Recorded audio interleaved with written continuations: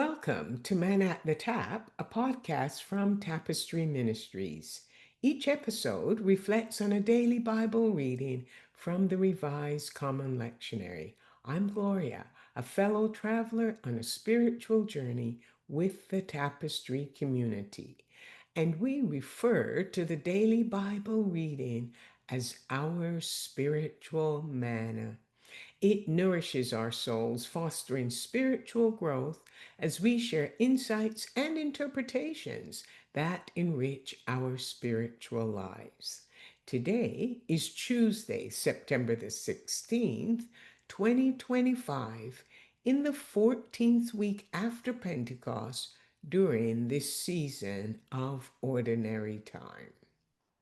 This is a time for us to live an extraordinary disciplined life as we grow spiritually.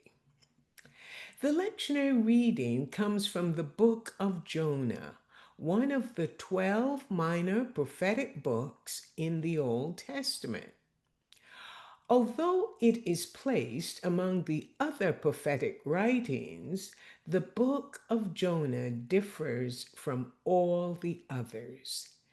It is a story about a man named Jonah who is never called a prophet in the book. But I'm sure that if you ever attended Sunday school or summer vacation school, you heard the story of Jonah, who refused to obey God to go and preach to the people of Nineveh. He ran away from God, taking a boat, heading in the opposite direction. A fierce storm arose, and the sailors called on their gods to save them, while Jonah was sound asleep at the bottom of the boat. When they finally woke him up, he told them to throw me overboard so that the storm would stop. A large fish swallowed him, and no, it wasn't a whale, just a large fish. And after 3 days, the fish spat him out on dry land. The lectionary reading today is Jonah chapter 3. God speaks to Jonah a second time, telling him to please go to Nineveh and preach to the people there. This time, Jonah set straight for Nineveh, obeying God's orders exactly. Why did Jonah not want to go to Nineveh? It was the capital city of Assyria, and the Assyrian army had destroyed the northern kingdom of Israel, and that's where Jonah was from, and they overthrew that nation. Their invasion ended Israel's existence as a nation. And Jonah viewed the people of Nineveh as wicked and bloodthirsty. Nineveh was a very large capital city, and it would have taken 3 days to walk across it. On the first day, Jonah proclaimed that the city would be destroyed in 40 days.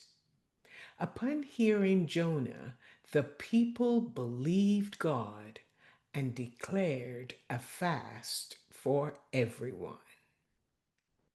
When the king of Nineveh heard the proclamation, he also fasted and clothed the animals in sackcloth, urging everyone to earnestly call out to God.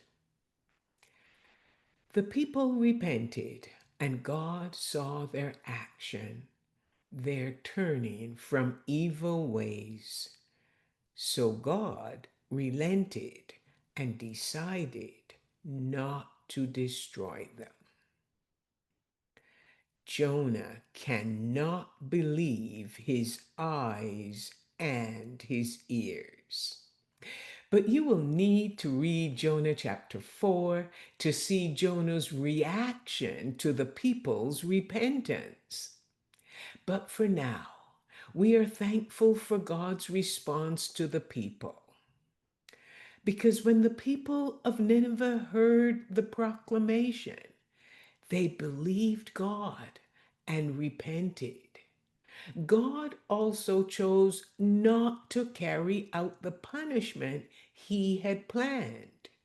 This is a message that offers hope to all of us.